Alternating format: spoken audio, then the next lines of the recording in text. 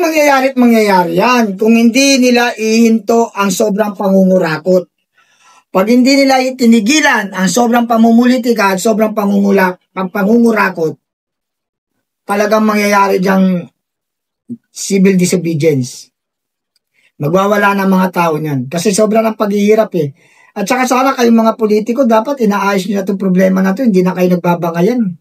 Hindi na to, this is not a matter of politics eh. This is a matter of development of our country, Philippines, and the peoples of the Philippines. Hindi na dapat kayo nagbabangayan. Nakakaawa na ang bansang Pilipinas. Sa totoo lang, mayaman sana tayo. Tignan nyo, oh. Nakita nyo yung daming pera pala na hindi naman napunta sa project. Bilyon-bilyon, trilyon-trilyon. Sipin nyo, nasaan yan? O, di ba? Mayaman ang Pilipinas. And yun nga lang, ninanakaw talaga ng mga buwaboy, ng mga buhaya sa kapal ng balat, baboy kung lumamo ng pondo ng bayan. Grabe. Pero sa tingin mo, balik ko lang yung tanong ko, sa natanong ko na sa iyo nung una tayo nagkasama noon, grabe talaga, nakita naman natin talamak talaga yung korupsyon and talagang naging mahirap no ang ating bansa dahil sa mga pangungurakot ng mga ilan din sa mga politiko. Sa tingin mo, bakit kaya nangyari ang lahat ng ito? Lahat ng ito ng mga korupsyon, bakit kaya sa tingin mo, bakit kaya nangyari ito? Kapag kasi ganito lang yan. Kapag ang leader is incompetent, siyempre, incompetent management din. Lahat yan magkukurakot, lahat yan. Wala silang takot eh.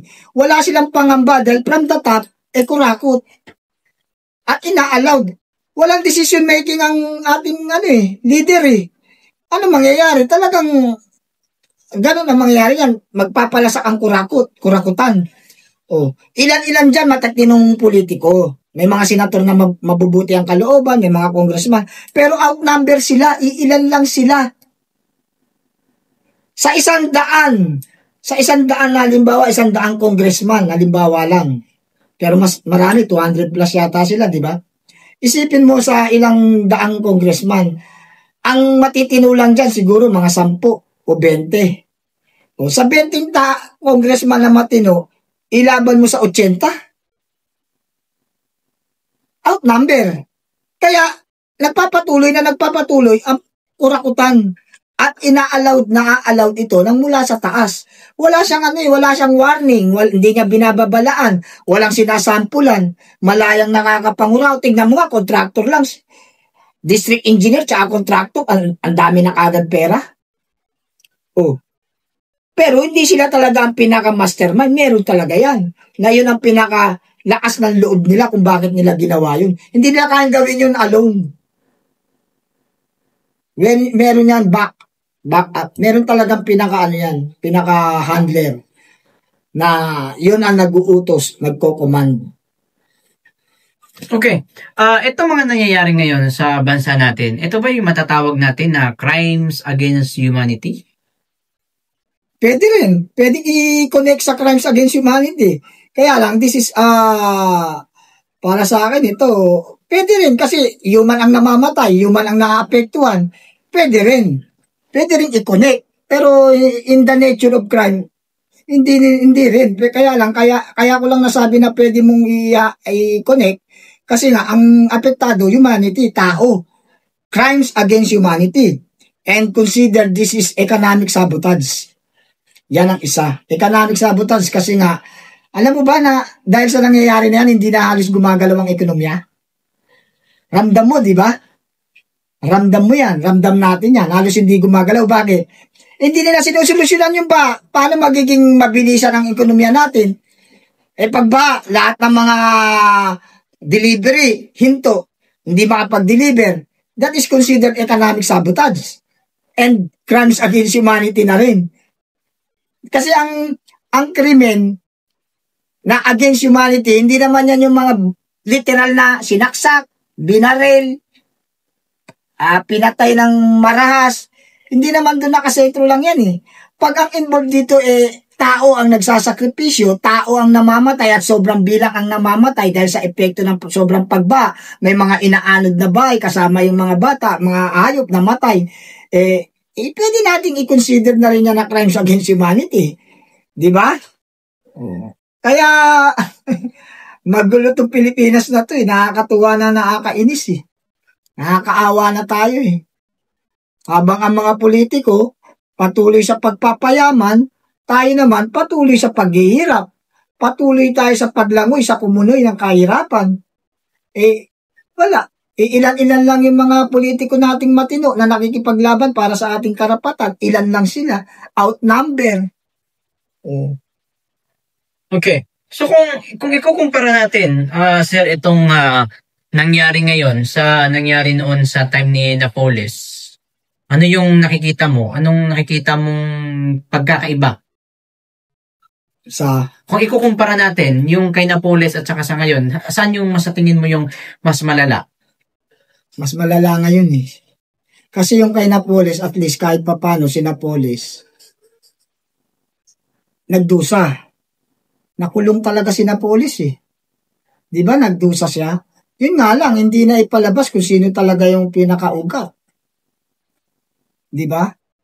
Tapos ito naman kay Diskaya, sa nangyayari ngayon, wala pa ng final verdict o hatol kay Diskaya, pero mas malaki yung naging involvement ng pera dito. Compare mo naman din kay Napoles. At kay Napoles, ang inamin niya mabababa eh. Hindi talaga niya ibinigay yung pinaka-sentro eh. Pero ito may nabanggit si Diskaya na talagang malaking tao, di ba?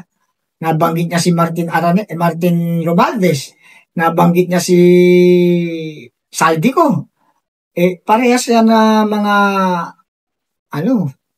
kinikilalang congressman na kinikilala sa, hindi naman natin masabing sa kaayusan, pero ewan ko, malungkot talaga eh, kasi kawawa dyan si Diskaya, naiipit, na marami namang nakinabang. Diba? Si Napoles, pinanindigan niya eh, kumita ako ng malaki noon, magdusa naman ako ngayon. Nakakulong siya. Ito naman si Diskaya, hindi pa naman nabiberdict, wala pang final verdict, wala pang final judgment.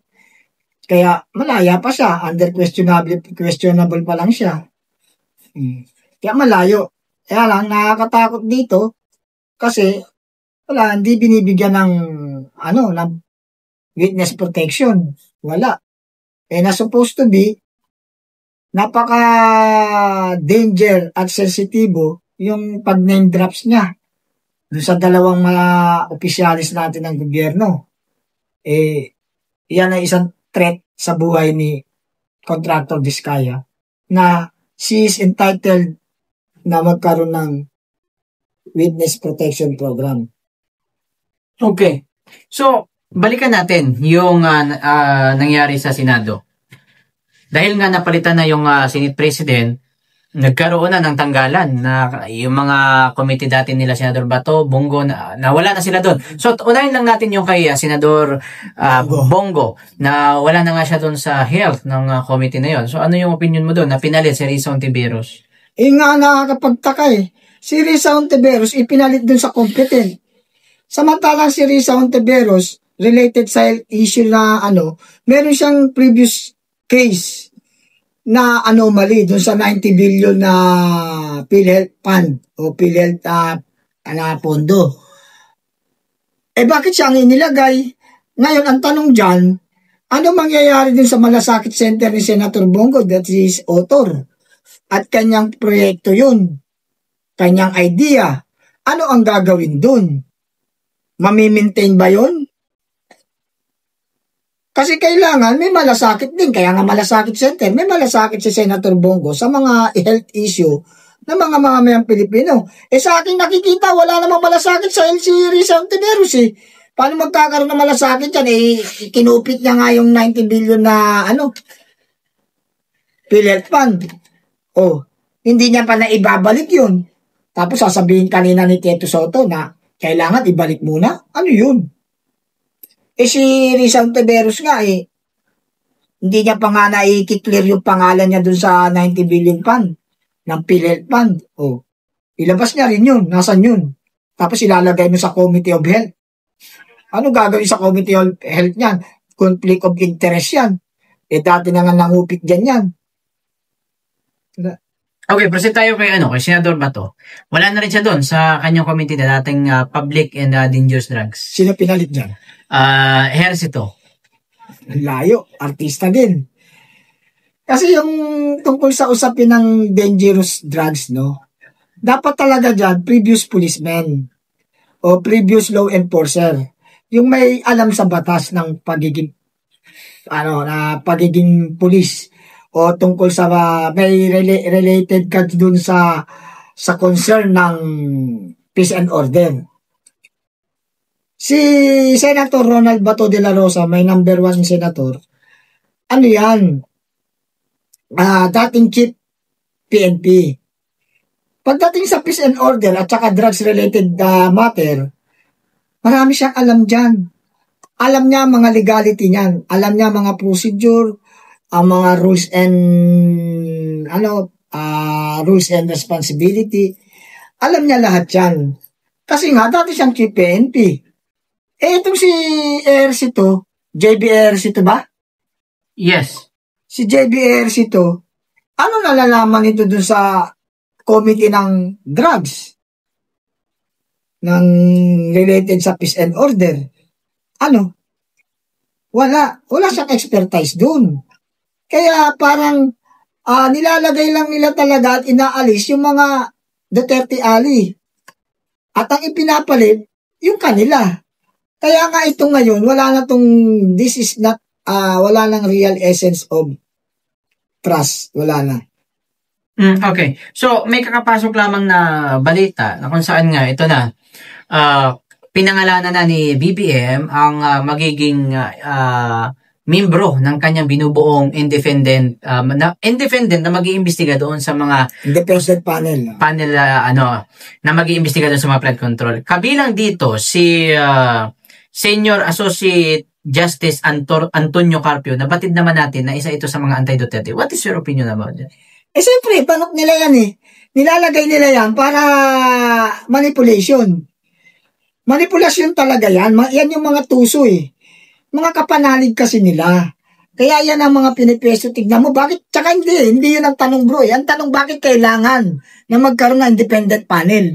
Hindi tanong dyan yung kung yun ang nilagay Ang tanong, bakit kailangan na magkaroon tayo ng independent panel for the investigation o independent investigation regarding flood control project o ghost project ng DPWH.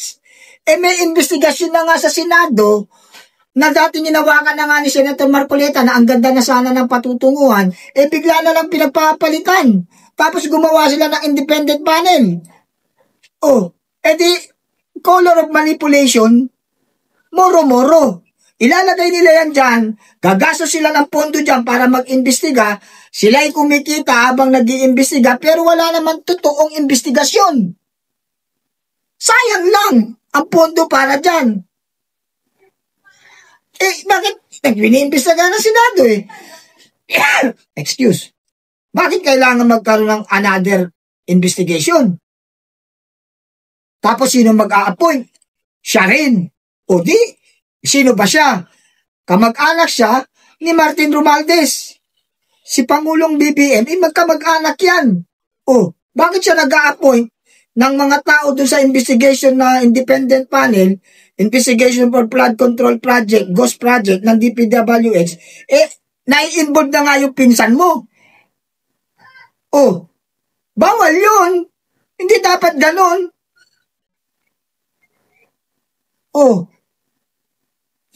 Yan. Hindi maano yan. Self-serving. Alam nyo ba yung self-serving? At ngayon nga, dahil nga patuloy na umiinit and ang batuhan ng salita nitong Tito Soto at itong dating nasa alay din nila Martin Romualdez na nagkumalas sa kanilang grupo, itong si Kong Kiko Barsaga. Ngayon, may bagong pasok lamang ayon dito sa report ng Viral Philippines na sinabi ni Kiko Barsaga kay Tito Soto na kaya lang ang kaya mo, takot ka kay Romualdez. Sino may sabi? Si Congressman Kiko Barsaga, sinabi niya kay Tito Soto na kaya lang ang kaya mo, takot ka kay Romualdez. Hindi katotohanan yun. Kasi takot siya kay Romualdez, magkumpare sila, di ba? At saka hindi takot yan, magkaalyado. Hindi yan takot kay kay Romualdez.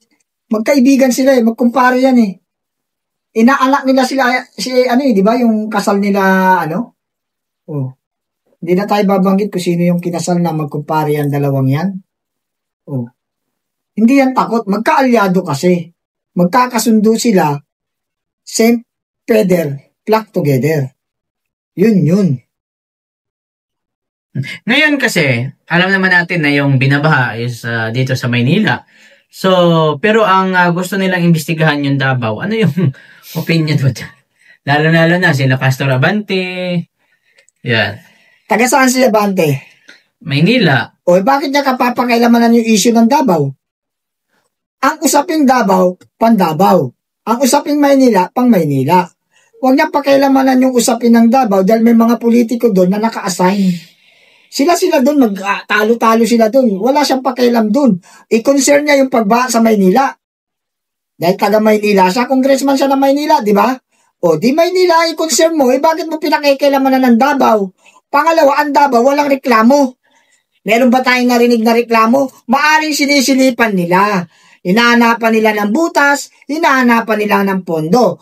Ang tanong, doon ba sa Davao ay may ghost project? O meron talagang project, nag-overprice lang sa mga pondo?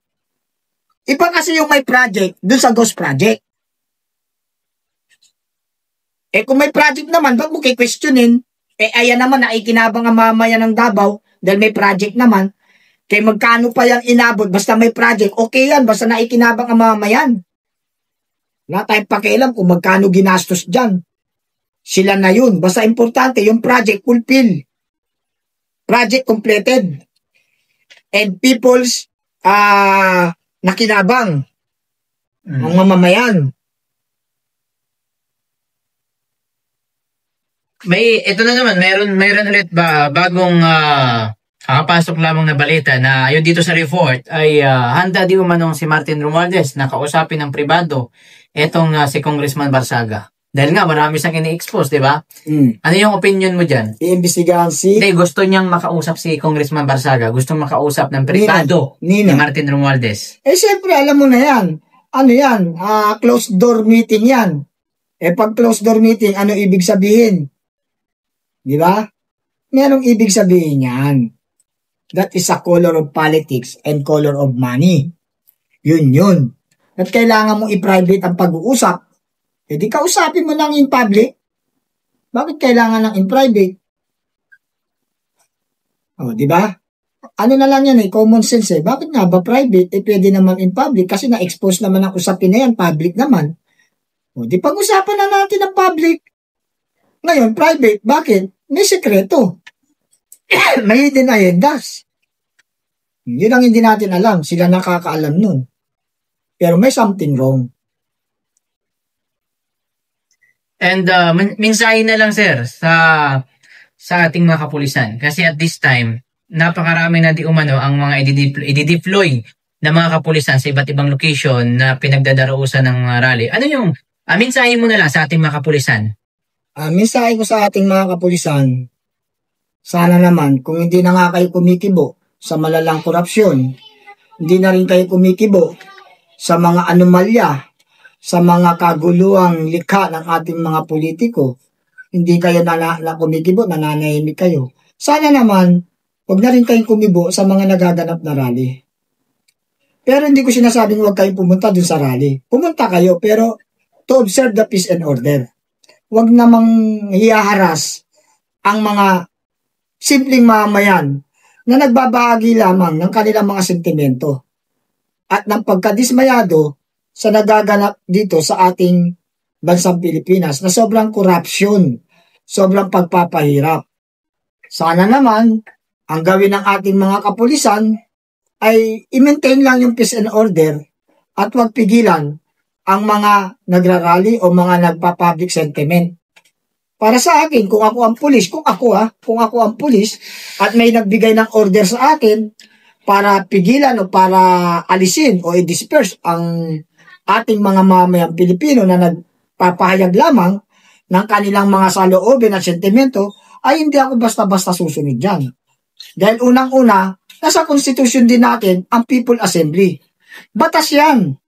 Freedom of speech, freedom of expression, batas yan. Nakarapatan ng mga mamayang Pilipino na kapag mayroong mga diskontento sa ating gobyerno, ay karapatan nila na lumabas sa kalsada at magayag ng kanilang saloobin. That is called public sentiment. Ngayon, kung may order, i-disperse niyo yan, ano yun yan, itirgas, huwag naman sanang umabot sa ganun. Kasi, meron tayong dalawang batas o meron tayong dalawang kautusan. Unlawful order, tsaka lawful order. Ang tanong, kapag meron ka nasaktan, that is considered lawful order or unlawful order? Dapat dyan, meron tayong tinatawag na maximum tolerance. Walang masasaktan sa mga nagaganap o kaganapan ng mga pagrarally o public o people assembly ng ating mga mamayang Pilipino. At sobra na naaapi ang mga mamayang Pilipino.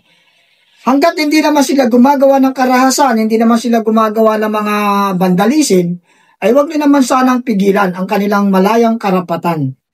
Dahil yan ay karapatan ng bawat mamayang Pilipino na nasa ating constitutional right. Yun ang aking masasabi sa ating mga kapulisan. Actually, mga kapulisan, AFP, hindi po namin kayo kalaban. Kayo po ay mga mamayang Pilipino rin. Ang pinagkaiba lang po natin, kayo ay mga military at sundalo. Pero sa pagiging Pilipino, sa dugo na nananalaytay sa ating mga ugat, ay Pilipino tayo, iisang lahi. Kaya sana naman, bago kayo gumawa o sumunod sa isang unlawful order, isipin nyo naman sa damdamin nyo kung ang batas o ang kautusan na ibinibigay sa inyo from the top ay naaayon sa constitutional right ng mamamayang Pilipino. Dahil ang People's Assembly, that is constitutional right ng mamamayang Pilipino. Huwag nating saklawan, karapatang malaya ng mamamayang Pilipino yan. Yan ang aking pakiusap at panawagan sa ating mga kapulisan. By the way, salut pa rin sa inyo dahil nananatili kayo dyan at manungkulan sa pag-observe ng peace and order sa ating bansa. So, dalawa kasi ang klase ng mga nagpapayag ng saloobin. Katulad nung, yung iba kasi marahas eh. Ano yung opinion mo doon? Katulad doon talagang binubugbog ang mga pulis. Ano yun? Yun ang tinatawag na traditional rallyista. Yun yung mga aktivista eh. Ito namang nakikita natin na lumalabas sa EDSA, mga simpleng mamamayan ito na sobrang hirap na ng buhay. Na napipilitan ng lumabas sa kalsada para magpahayag ng kanilang mga sentimento at magpahayag ng kanilang mga pagkadismayado sa nagaganap sa ating gobyerno. Malaki ang pagkakaiba ng traditional rallyista at saka sa mga common rallyista or concerned citizen. Sila yung mga concerned citizen lamang na bahagi ng kahirapan at hindi na nila kayang tiisin ang sobrang pangungurakot, sobrang korupsyon sa ating bansa. Lumalabas na sila sa kalsada pero they are going outside the street not to fight, not to harm policemen. Kaya yung mga traditional rallyista na yan, matatapang yan dahil mga aktivista yan, mga iba ang pananaw niyan, iba ang kanilang mga ideolohiya, iba ang kanilang mga prinsipyo. Kaysa sa mga lumalabas ngayon sa EDSA na yan, na nananawagan na yan, yan ay mga simpleng mamamayan na sobrang apektado na sa kahirapan ng bansang Pilipinas dahil sa overflowing na ang pangungurakot ng mga taliwas na mga politiko at mga oligago. So, huli na lang, sir. Malapit na tayo magtapos eh. Yung ano na lang, yung ulitin natin yung yung mensahe mo na lang sa ating mga kababayan. Kasi although nabanggit na natin yung kanina, pero dito sa kabilang video natin. Kasi malapit na tayo matapos eh. Sa akin, ang mensahe ko sa ating mga kababayan na nagmamahal sa ating sariling bayan at mamayan, ang aking masasabi o aking panawagan sa inyo ay patuloy tayong manalangin sa Diyos. At sana, maging bahagi din kayo ng ating pagkakaisa. Magkaisa tayo, huwag tayong magkanya-kanya, lalo na po sa mga kababayan natin na may mga kanya-kanyang organisasyon. Magtipon-tipon, magkaisa sa mapayapang pakikipag-ugnayan. Walang karahasang magaganap. Basta sama-sama tayong nananalangin sa Diyos na ang ating mga sentimento, ang ating mga diskontento sa ating gobyerno, ipahayag lang natin. Wala sana tayong iniisip na karahasan. Tayo is for peace, not for war. Kaya ang pakiusap ko, panawagan ko sa ating mga kababayang Pilipino na nagmamahal sa ating bayan at mamayan. Magkaisa po tayo. Magtulungan po tayo. Ipanawagan natin sa Pangulong BBM na kung hindi niya naman kayang hawakan ang bansang Pilipinas, it's better to step down. It's better to step down, Mr. President BBM. Maawa naman po kayo sa bansang Pilipinas. Maawa naman po kayo sa mamayang Pilipino. Kung hindi rin lang naman kayo nasusunod sa mga decision making at ito'y dahil sa ibang dikta ng mga nasa paligid mo at ginagamit o inaabuso ang kapangyarihan bilang isang Pangulo, it's better to step down. Kung mahal mo ang bansang Pilipinas at ang mamamayan nito, bumaba ka na lang. Parang awa mo na, Mr. President BBM. Pero may kunti ka pa bang nakikitang solusyon para maging okay ang lahat ng ito? Ang solusyon talaga dito, step down. Step down kasi tignan mo pag bumaba na si Pangulong BBM, siyempre lahat ng mga malalakas ang loob na nangungurakot, lahat ng mga malalakas na loob na konektado sa kanya, siyempre ihinto na yan. Wala nang presidente, wala na si BBM Hihinto na yan.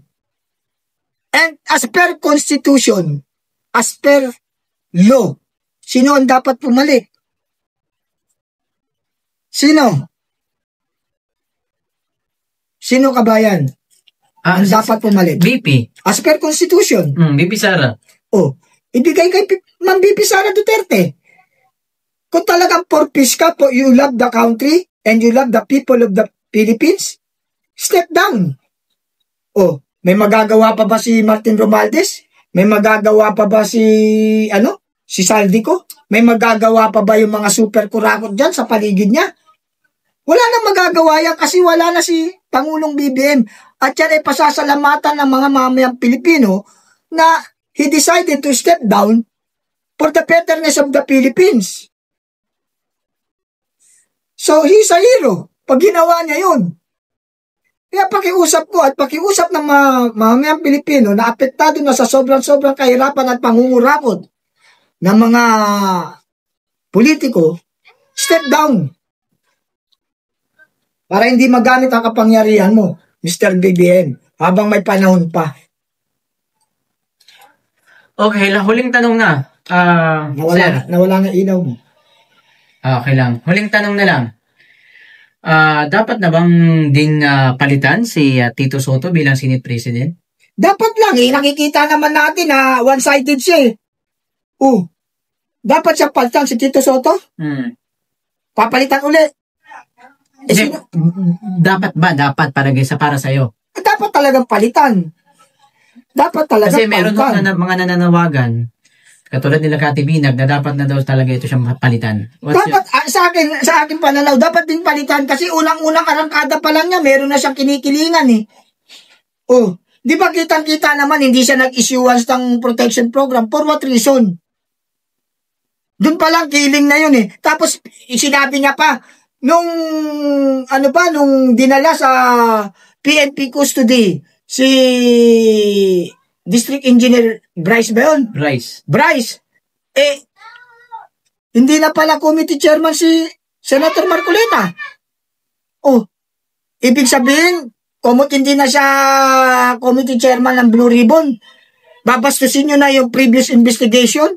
Dapat re-respeto pa rin kayo kay Senator Marcoleta dahil siya nagsimula ng investigasyon na yan. Di ba, liwanag na sinabi niya, nung dinala sa PNP custodial, hindi ka na committee chairman. Oh, sige nga, dapat ibalik yun sa Senado, ba't hindi binalik? Hindi naman convicted yun sa crime. Wala pang conviction para siya mailagay sa city jail. Okay. So, huling tanong na lang. Mayroon kasi mga panawagan na dapat daw, kung papalitan man siya ay si Alan Peter Cayetano. What's your opinion about yan? Good.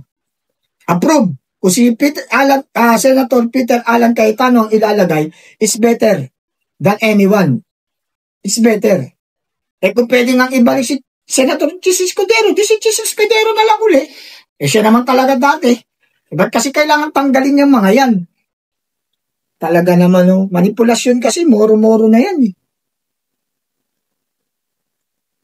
Okay. Maraming salamat. Thank you. Thank you. Maraming salamat sa mga viewer. God bless. Thank you po.